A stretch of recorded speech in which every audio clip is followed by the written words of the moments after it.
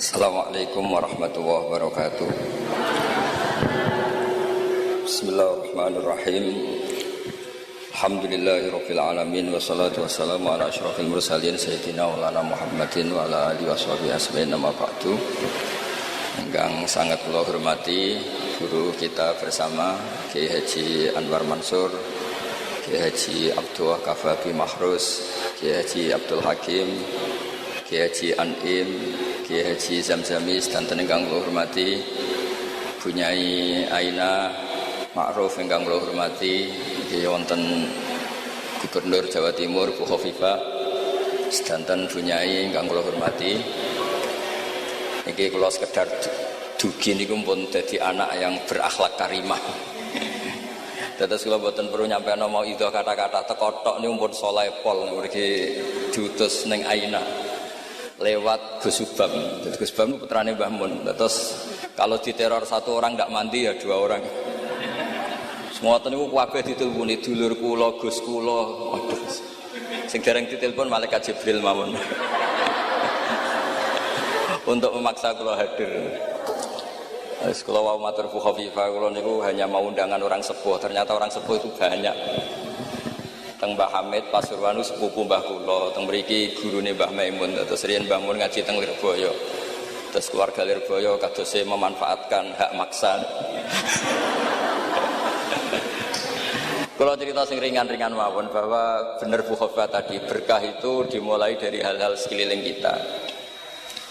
Tapi karena saya sebagai kiai menekuni fikih-fikih perempuan, dulu itu ada Bahsul Masail begini Bu Khofifah, agak Bahsul Masail itu agak benar, tapi ya benar. Gimana hukumnya polisi dari perempuan atau gimana hukumnya wanita jadi polisi? Nah ini Bu, Neng Aina nggak usah Bahsul Masail, langsung eksekusi, langsung meraktekkan. Itu hampir semua musyawirin bilang haram karena polisi itu wilayah lelaki. Wilayah lelaki karena nangani penjahat, nangani kriminal. Tapi ada kiai yang agak unik, mungkin termasuk kita yang unik itu. Itu Pak Yai, kalau bandar narkoba itu kadang pengedarnya perempuan dan kadang disembunyikan di tempat yang nggak boleh tersentuh lelaki. Kalau semua polisi lelaki itu gimana itu solusinya? Walhasil terus kiai itu bilang ya udah boleh. Gitu. Terus karena nggak kebayang kan, misalnya disembunyikan di tempat-tempat tertentu, kemudian polisinya itu cowok. Semenjak itu terus ada maklum kalau polisi itu dari perempuan. Saya tidak tahu Arisalah ngirimkan yang diterima di Akpol itu berdasar fikih itu apa enggak, tidak tahu. Tapi yang jelas itu ada fikihnya juga. Jadi makanya mendengar itu penting, karena barokahnya mendengar itu kita menjadi tahu cara pandang orang lain. Dulu itu orang mengira kalau kiai besar diundang di musola kecil gak datang itu dulu dikira keangkuhan. Tapi semenjak ada sudut pandang, terus niki sekaligus hormat nama Ar-Risalah. Ar-Risalah itu nama kitab Imam Syafi'i paling terkenal. Jadi beliau itu diminta menulis kaidah usul fikih untuk kajian fikih. Yang meminta namanya Abdurrahman bin Mahdi. Ya ini tadi saya juga memberi hadiah sama Gus Sofa sama Gus Alawi kitab Ar-Risalah.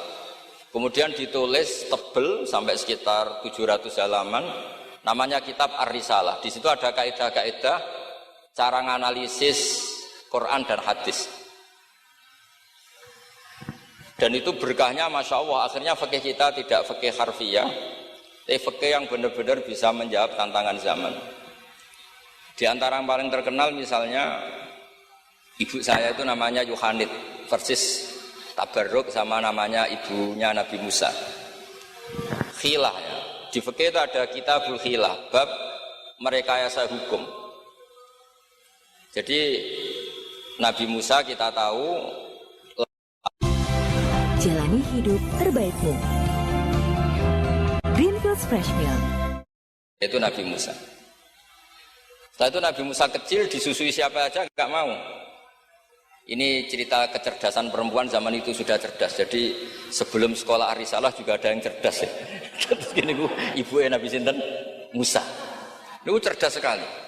Dia minta saudaranya supaya meneliti ini larungan Nabi Musa sampai mana. Singkat cerita ngerti kalau itu ditemu Fir'aun. Ketika cari perempuan yang menyusui, tidak ada yang mau Nabi Musa. Wa harramna 'alaihil maradi, semuanya menolak. Singkat cerita, saudaranya ini bilang, hal adulluka ala ahli baiti yakfulunahu lakum. Ini saya tunjukkan keluarga yang mungkin susuannya pas dengan Nabi Musa, dengan Musa kecil. Lalu pengawal-pengawal Fir'aun itu curiga, loh kok tahu? Sebab itu untuk menghilangkan curiga, dia bilang, tapi mintanya bayaran itu tinggi. Jadi berkahnya minta bayaran itu malah dikira ini benar-benar orang lain. Karena kalau ibunya sendiri, pasti tidak minta bayaran. Jadi ini cerita, jadi mulai dulu perempuan itu pintar ngerekayasa. Ya agak ruwet nih. Jadi kita ini partai-partai yang kalah sama ibu, kalah sama apa saja lah, sama Bu Nyai. Kalau santri ditanya, takut mana Bu Nyai sama Pak Yai? Mesti jawabannya takut Bu Nyai. Itu ijma, itu sudah ada ijma. Karena kiai itu lebih sabar itu. Kalau kata Bu Nyai enggak, kiai itu lebih pelupa. Jadi kalau ada masalah gampang lupa. Akhirnya karena bayar itu terus tidak curiga. Enggak curiga kalau itu ibu aslinya Nabi Musa. Akhirnya ibunya Nabi Musa dapat dua nikmat. Dia ketemu putranya, sekaligus dapat uang dari Fir'aun. Jadi Quran kalau mencontohkan perempuan itu luar biasa. Ada lagi contoh Asia. Perempuan itu memang misteri. Ada yang istrinya Fir'aun jadi wanita hebat, yaitu Asia. Ada yang harusnya sholihah kelas papan atas karena istrinya Nabi Nuh, malah enggak. Sehingga pola-pola fikih perempuan, saya ulang lagi, pola-pola fikih perempuan itu Imam Syafi'i ngarang. Itu kalau sudah tentang perempuan itu ya pusing. Jadi ternyata pusing itu kalau ditarik ke atas. Itu dulu Rasulullah itu menghadapi Aisyah sama Fatimah itu ya pusing. Itu kalau Halah datang, Halah itu saudaranya Khadijah. Kalau datang itu betapa hormatnya Rasulullah. Makasih kamu datang mengingatkan pada Sayyidah Khadijah, pada Khadijah gini-gini. Itu Sayyidah Aisyah cemburu. Kenapa engkau mengingat Khadijah terus? Padahal Allah sudah mengganti yang lebih cantik daripada yang sudah tua. Pokoknya menyebut ajus itu tua, yaitu Khadijah. Gantian Sayyidah Fatimah yang tersinggung karena ibunya disebut ajus, tua. Nabi itu cara ngelola dua wanita ini, yang satu bangga dengan kecantikannya dan keperawanannya, dan Sayyidah Fatimah tertekan karena ibunya jadi korban, yaitu dianggap sepuh. Itu Nabi cara menyelesaikan itu unik. Bilang gini, Fatimah, kamu bilang ke Aisyah, sehebat-hebatnya kamu itu perawan dapat duda. Sementara ibuku janda dapat joko. Terus mulai dulu ya kebanggaannya Rondo untuk Joko itu mulai dulu. Tapi ini cerita, jadi ngelola perempuan itu ribet. Jadi kalau terlalu ke Aisyah, Sayyidah Fatimah cemburu. Kalau terlalu ke Sayyidah Khadijah, Sayyidah Aisyah cemburu. Jadi ya nggak ada solusinya memang. Jadi kalau kiai ngaji fiqhul mar'ah itu, fiqhun nisa itu nggak ada selesainya. Kata Nabi, khuliqat min dila'in a'wad, didesain dari iga yang bengkok. In dhahabta tuqimuhu kasartah. Kalau kamu memaksa lurus, patah. Kalau kamu biarkan tetap bengkok. Ya kalau jalan harus bengkok, ya biar bengkok aja, tidak usah dipaksa nopo lurus. Terus kalau suwun terutama teng Gus Sofa, Gus Alwi, teng putra-putra ning Aina, Ar-Risalah itu menjadi inspirasi hukum. Dulu zaman Imam Ghazali ada orang pamit mau jadi ahli fikih. Sama Imam Ghazali nggak boleh, udah kamu jadi dokter saja. Terus ditanya, kenapa engkau sebagai ulama kok malah fatwa saya jadi dokter? Kata beliau, banyak negara Islam yang karena nggak ada yang belajar dokter harus berobat ke dokter yang non Muslim. Begitu juga di dunia ekonomi, di dunia politik dan seterusnya dan seterusnya. Jadi itu yang dikenal dengan usul fikih. Dulu Imam Syafi'i itu bencinya sama orang kaya itu Masya Allah, karena beliau lahir miskin dari komunitas miskin. Dan beliau referensinya miskin itu lebih menyelamatkan karena lebih ringan hisabnya. Itu malaikat bagian hisab. Kalau ngisab orang miskin kan pusing, nggak ada yang bisa dihisab kan. Mau dihisab apanya? Hanya beras 1 kilo kan nggak ada dosanya kan karena darurat. Tapi setelah beliau ngaji usul fikih masyhur itu, beliau datang ke Muhammad bin Hasan As-Syaibani. Ini asal usul beliau ngarang kitab Ar-Risalah. Itu emas itu tumpuan di meja.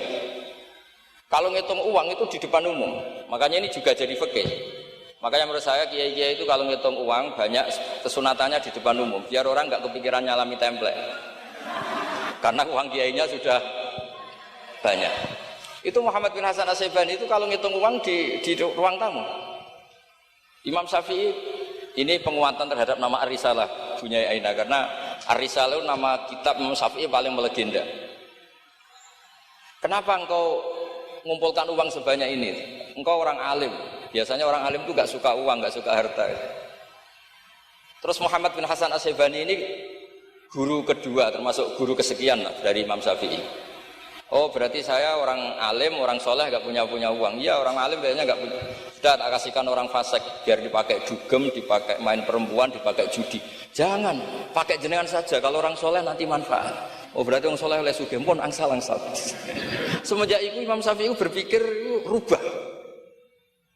Awal perubahan itu karena beliau ngaji sama Muhammad bin Hasan As-Syaibani, beliau menjadi al-usuli, orang yang berpikir secara usul fikih.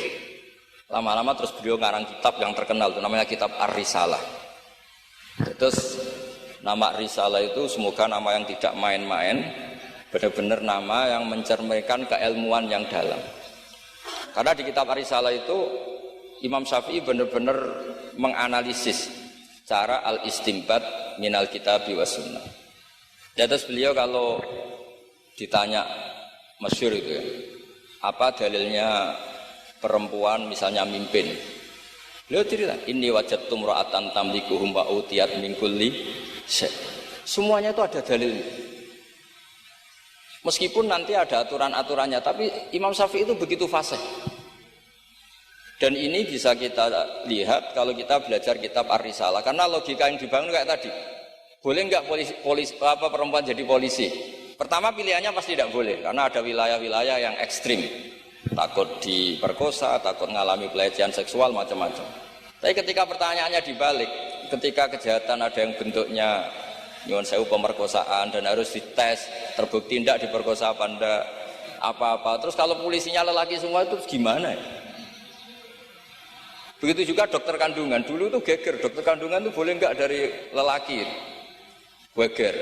Tapi setelah Basul Masail didatangkan dokter kandungan, itu dari 10 yang tes, itu yang lulus lelaki semua, yang perempuan enggak lulus. Karena ketika melihat pendarahan, si perempuan ini kaget terus pingsan. Akhirnya yang dablek-dablek ini yang lulus jadi dokter. Nah, akhirnya terus mulai ahli fikih itu mikir dari penjelasan tadi. Apalagi kalau menunggu lama, terus jaraknya jauh, dia harus ke tempat prakteknya malam-malam. Kan kadang bayi juga mintanya lahir 1:30 dini hari. Nah, itu kan juga repot itu kalau singkat cerita akhirnya mau tidak mau ahli fikih ini mendengar dengan kondisi-kondisi seperti itu. Lagi-lagi jawabannya di kitab Ar-Risalah. Jadi kitab Ar-Risalah itu kitab di mana Imam Syafi'i itu berargumen. Sama seperti tadi, kiai besar diundang di musola kecil itu kalau nggak datang, dulu dianggap sombong. Mentang-mentang sudah besar diundang musola kecil nggak mau. Tapi setelah ada fikih itu, pikirannya dibalik. Wong jatah kiai cilik kok dijupuk yo. Nah itu kalau toko-toko besar boleh di kampung-kampung kan kasihan yang ibu-ibu pedagang.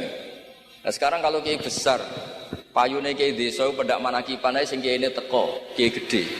Apa dadi lakone ra sida kan begitu.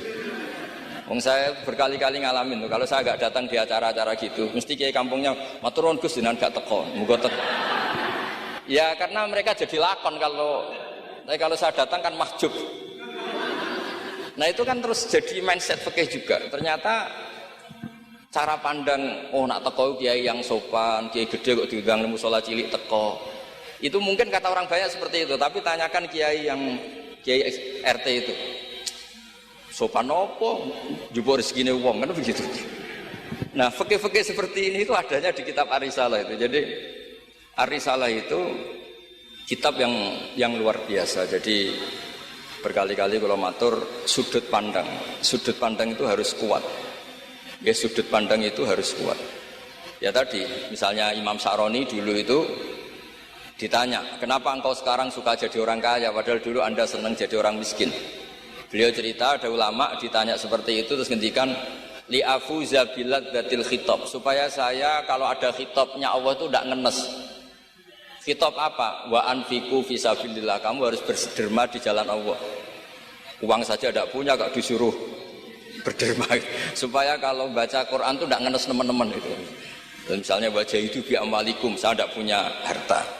Nah, ya semuanya walhasil saya minta lah, baru karena kitab Ar-Risalah itu yang miskin dia seneng karena nanti tidak ada hisab, yang kaya juga seneng karena lebih manfaat pada orang banyak, yang nggak jabat ya seneng karena meringankan hisab, yang jabat seneng karena pahalanya banyak karena ngurus orang nopo banyak. Kalau nu aslinya terkenal ini bukan seneng, nanti saat ini kalau bukan nanti ngurus median bukan nanti pasrah pangeran sebuah urusan. Tapi dongo menolak itu bukan wani kalau pangeran. Mereka engkau nak sing wong carane ngaji gratisan nggih liwat wong koyo kula-kula ngeten iki. Karena kalau yang terkenal itu semuanya matre, itu juga repot umat. Tapi nak kula terkenal kula yo repot, wis la haula wala quwata illa billah wa hasbunallahu wa ni'mal wakil. Jadi kalau suwon niki memang diminta ngaji ilmiah nggih. Kula minta pondok ini harus menjadi pondok ilmiah. Yaitu misalnya ada dokter yang muslim, muslimah, soleh, solihah, anggap saja itu awal dari praktek islami di dunia apa? Kedokteran. Misalnya di kepolisian juga sama, di birokrasi juga sama, karena berkahnya hidup itu kalau dikawal orang soleh. Wa maka nawau yu'adzibahum wa anta fihim. Komunitas yang tidak soleh, ada satu saja yang soleh. Soleh itu bisa materinya karena soleh, kayak para habaib atau Rasulillah, atau soleh karena perilakunya, atau soleh karena keinginannya. Itu semuanya berkah, menjadikan azab ini tidak turun. Wa maka nawau yu'adzibahum wa anta fihim. Terus kula mboten saged matur kata-kata, wong kula teko tok pun sopan, ampun ganjaran kula pun kathah niku pun. Kula nak ngaji di rumah pakai kitab itu bisa 2 jam, bisa 3 jam. Tapi kalau ngaji seperti ini itu kan koyok kedikte gitu. Temanya diatur, jamnya diatur. Saya itu kiai yang paling pantangan diatur, tapi karena kalah sepuh ya sudah, jadi ganjaran ngaji ini tidak ilmiahnya tapi tawaduk saya gitu. Dumugi barokah tawaduk niki kula nggih untuk barokah Pondok Lirboyo ngoten mawon. Assalamualaikum warahmatullahi wabarakatuh.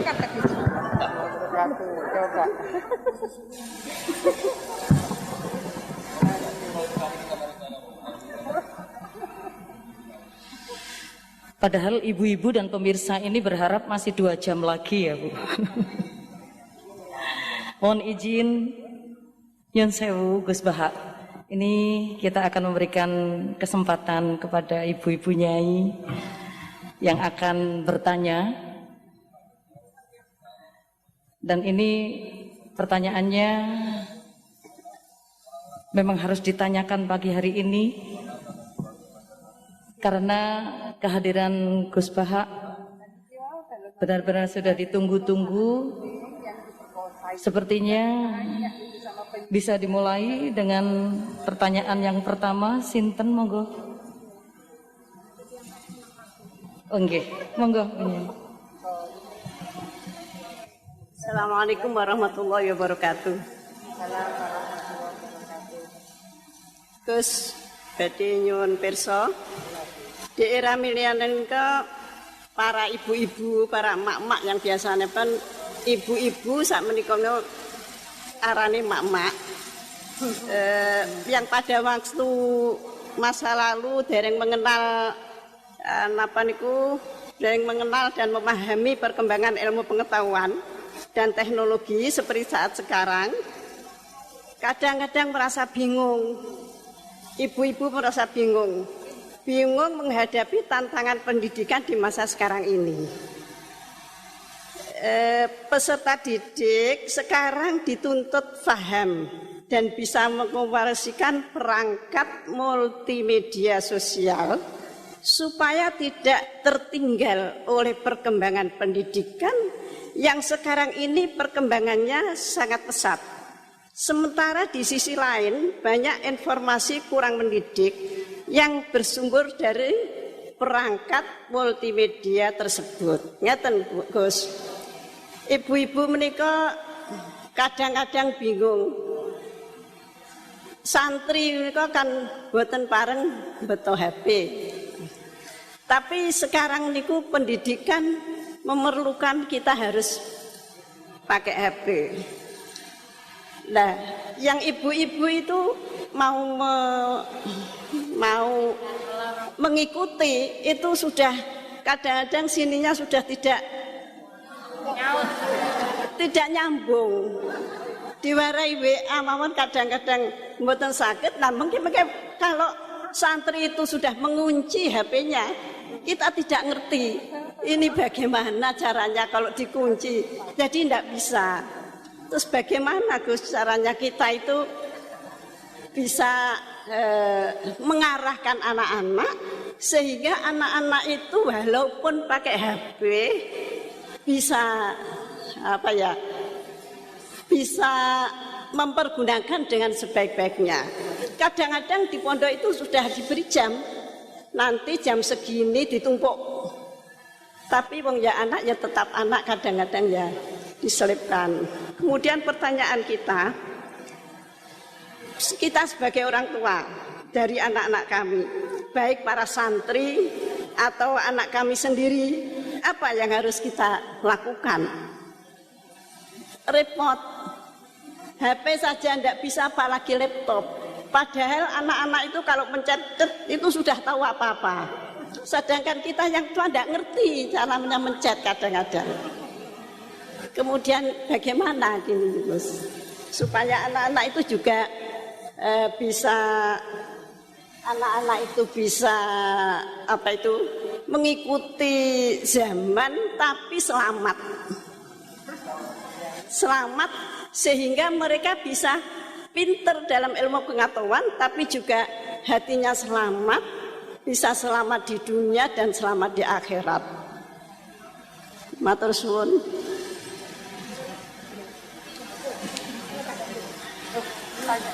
Monggo Gus Bahak.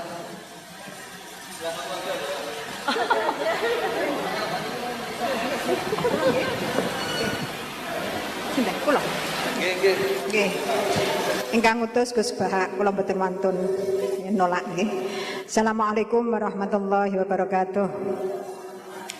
Gus, sekarang di pesantren-pesantren itu banyak para ibu nyai yang memiliki peran lebih besar dalam mengasuh para santrinya dibandingkan peran Pak Yai.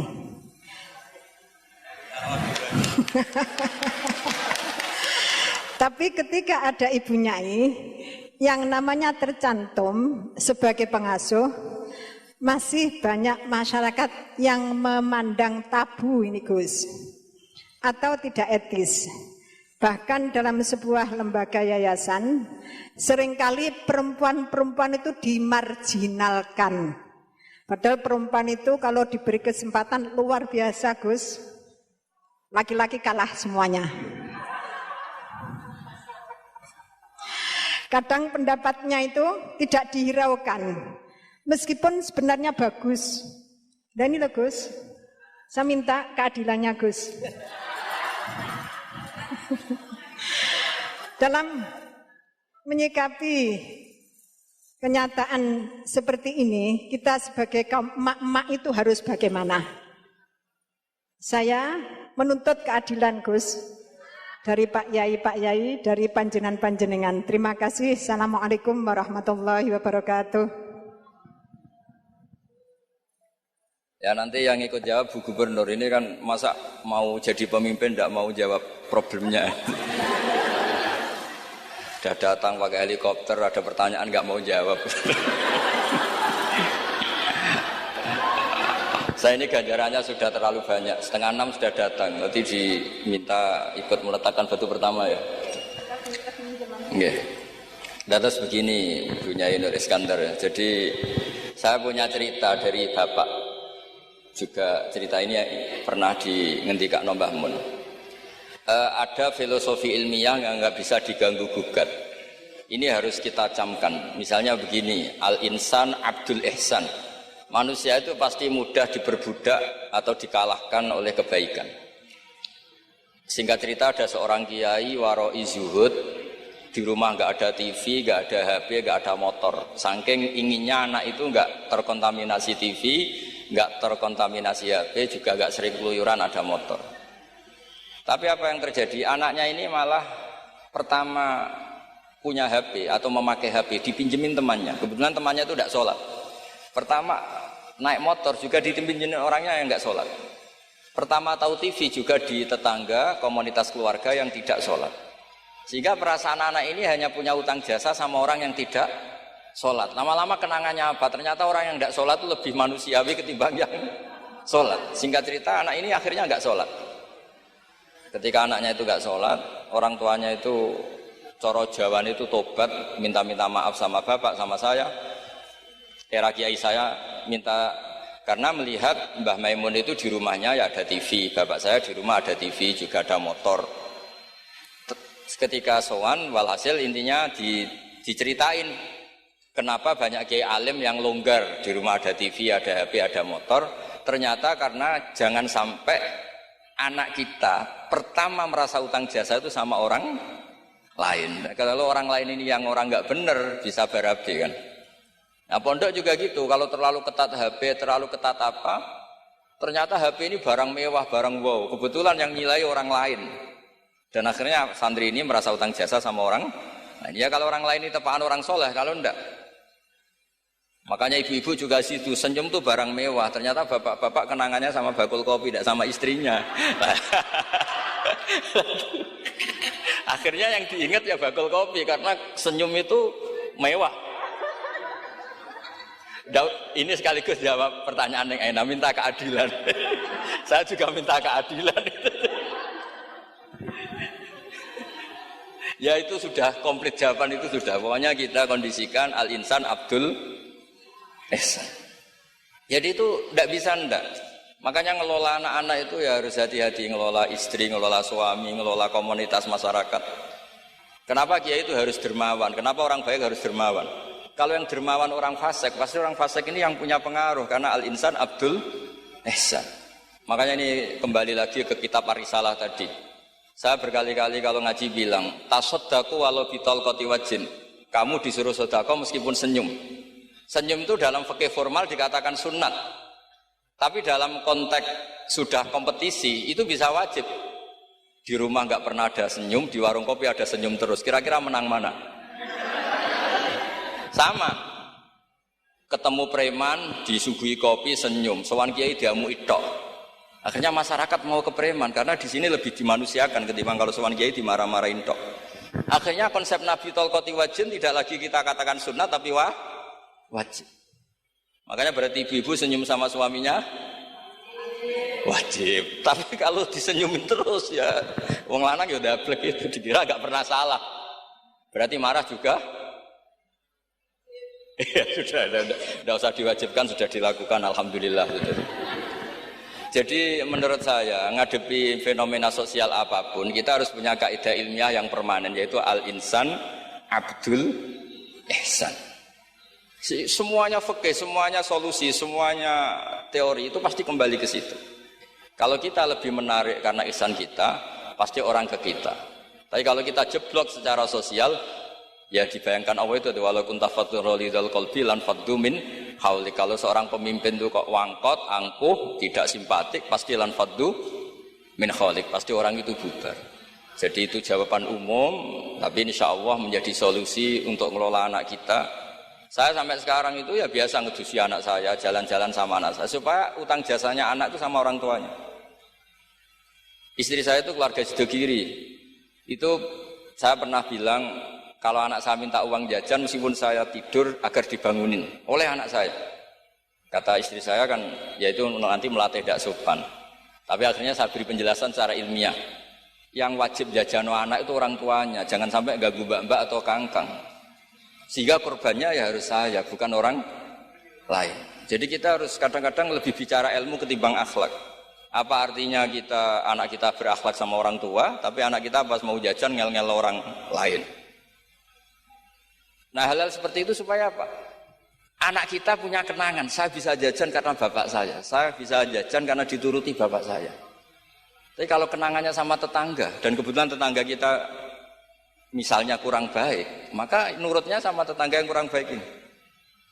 Jadi ini menurut saya, ini karena masalah ijtihad. Neng ana boleh gak setuju ya, karena ini masalah ijtihad. Tapi harus setuju, satu-satu diundang kok ora dituruti fatwane kan. Tapi jelas kaidahnya itu tadi pegang. Al-insan abdul ihsan. Sehingga kita bisa ngelola gimana orang-orang baik itu berjasa. Makanya ketika Rasulullah SAW masyhur itu, inna hadatin irtadaituhu li nafsi wala yusliha li hadatini illa sakha wa husnul khuluq. Agama ini sudah final, cuma yang bisa mengawal agama ini hanya dua, yaitu dermawan dan husnul khuluq. Jangan sampai orang lain yang enggak benar lebih berempati, lebih dermawan, sementara yang soleh kurang dermawan atau kurang empati, sehingga kompetisinya orang soleh ini kalah. Ya, saya kira demikian. Ini mohon terakhir, mohon assalamualaikum warahmatullahi wabarakatuh.